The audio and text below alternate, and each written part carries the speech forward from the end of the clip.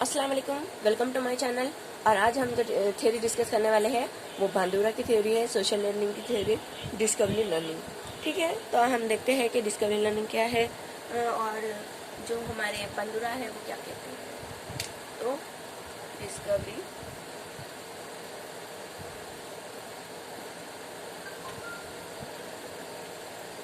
Learning, ठीक है, ये क्या कहते हैं, बच्चा ऑब्जर्व करके या इमिटेट करके, नकल करके या ऑब्जर्व करके सीखता है।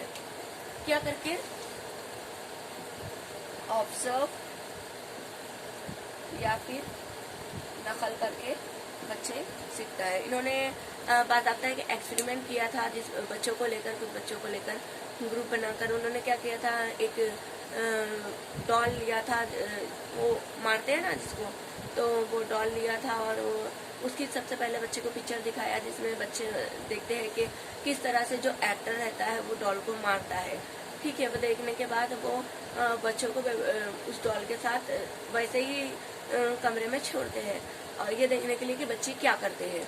तो बच्चे भी सेम उसी तरह से बच्चे भी क्या करते हैं, रिएक्ट करते हैं, उसी तरह से उसे मारते हैं। ठीक है, कुछ बच्चे ज्यादा करते हैं, कुछ बच्चे कम करते हैं। तो इस तरह से उन्होंने पूरा प्रोसेस किया था वो, और वो प्रोसेस करके उन्होंने ये निकाला है, मॉडलिंग का कंसेप्ट दिया जो कि बहुत फेमस है कंसेप्ट, और यही बताया है उन्होंने कि ऑब्जर्व करके या इमिटेट करके बच्चा सीखता है। उन्होंने जो मॉडलिंग का कंसेप्ट दिया है उसमें 4 स्टेप्स है उनके कि बच्चा किस तरह से सीखता है। तो जो उनके 4 स्टेप्स है वो है, सबसे पहला अटेंशन।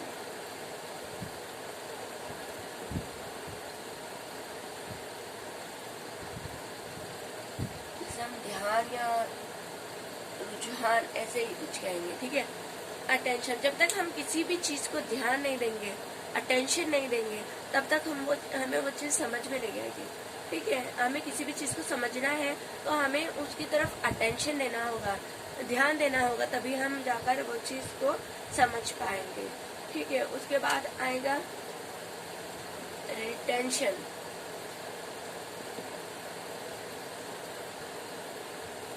अटेंशन करने के बाद रिटेंशन जरूरी होता है। जो चीज हमने याद रह गई वो क्या होगा, रिटेंशन होगा। उसके बाद प्रोडक्शन, और लास्ट में आएगा मोटिवेशन।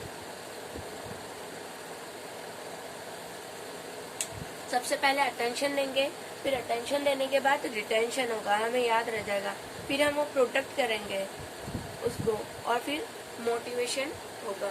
तो यहाँ पर उन्होंने ये बताया है हमें कि किसी भी चीज को सीखने के लिए, सब ये 4 स्टेप से होकर हमें गुजरना पड़ेगा।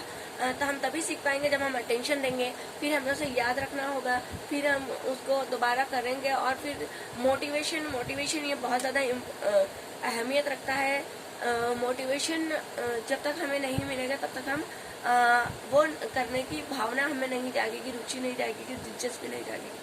ठीक है, हम इतने बड़े हो गए, अभी भी हमें मोटिवेशन की ज़रूरत पड़ती है किसी भी चीज़ को करने के लिए।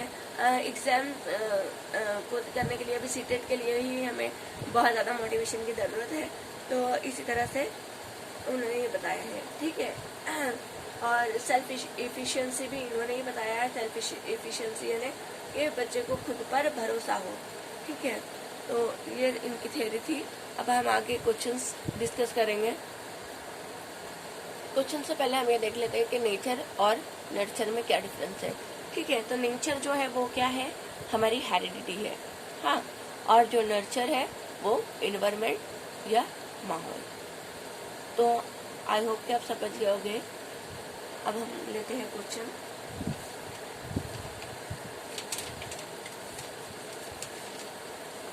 तो ये है हमारा क्वेश्चन, तो सही दिखाई दे रहा होगा आई होप। ठीक है,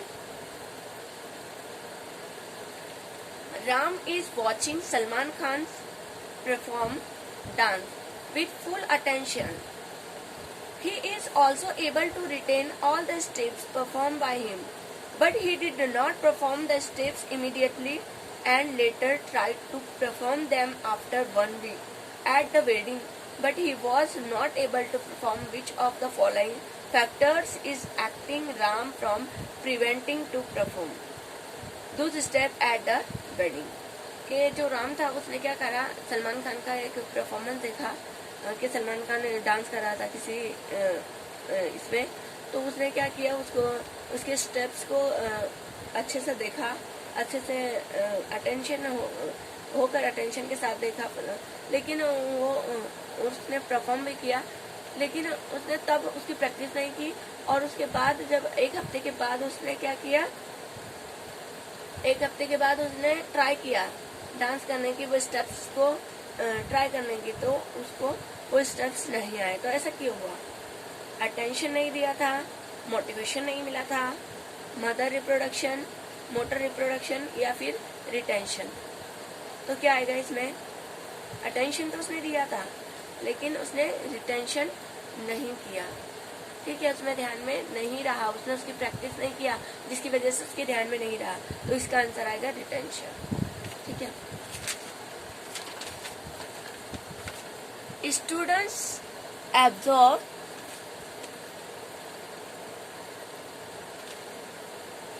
Students observe fashion shows and try to imitate models. This kind of imitation may be called primary simulation, secondary simulation, generalization या social learning। के जो बच्चे हैं वो फैशन शो देख के क्या कर रहे हैं, उसकी नकल कर रहे हैं, तो ये काम में आएगा।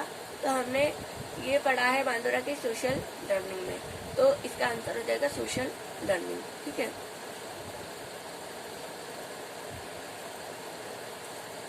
उसके बाद which of the following is the process in the social observational learning theory of Bandura? Reflection, retention, recapitulation, repetition. क्या देखा था हमने? क्या थे? अटेंशन था, रिटेंशन था, मोटिवेशन था, ठीक है। तो यहाँ पर क्या आ जाएगा? रिटेंशन। रिफ्लेक्शन, रिकैप्चुलेशन और रिपीटेशन ये नहीं था बांदुरा की थ्योरी में। Theory of social learning emphasizes on which of the following factors? Theory of social learning emphasizes on which of the following factors? Nature, adaptation, nurture या इमेंडेशन। तो हमने देखा कि जो नेचर रहता है वो हेरिडिटी से रहता है और नर्चर जो रहता है वो इन्वायरमेंट से मिलता है। तो जब हम सोशल लर्निंग के थ्रू सीख रहे हैं तो वो किससे आएगा? माहौल से आएगा, नर्चर से आएगा, न कि नेचर से। तो इसका आंसर हो जाएगा nurture. What term did Bandura use to refer to the overall process of social learning? Social learning का जो प्रोसेस है वो किसके थ्रू करता है? रेनफोर्समेंट, कंडीशनिंग, सेल्फ इफिशिएंसी या फिर मॉडलिंग।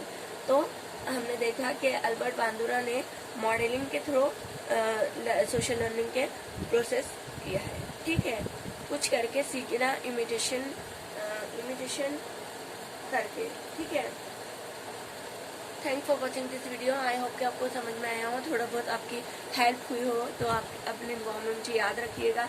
और अगर आपने सब्सक्राइब नहीं किया है मेरे चैनल को तो सब्सक्राइब कर लीजिए, और अगर आपको थोड़ा सा भी पसंद आया हो या थोड़ी सी भी मदद मिली है तो लाइक ज़रूर कीजिएगा। Thanks again.